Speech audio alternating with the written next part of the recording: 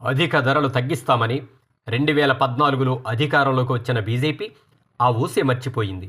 ధరల పెరుగుదల రోజురోజుకు అధికమవ్వడంతో ప్రజల జీవన ప్రమాణాలు తీవ్రంగా పడిపోతున్నాయి.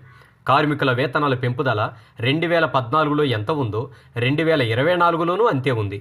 కానీ పెట్రోల్ రూ. 110, డీజిల్ రూ. 100, గ్యాస్ రూ. 900 దాటిపోయింది.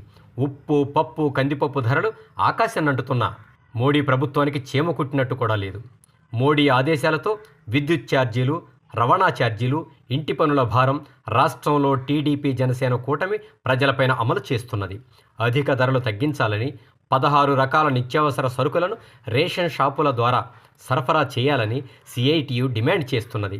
ప్రజలారా, మనమంతా ఉద్యమంలో భాగస్వాములం అవుదాం. సిఐటియు మహాసభలను విజయవంతం చేద్దాం.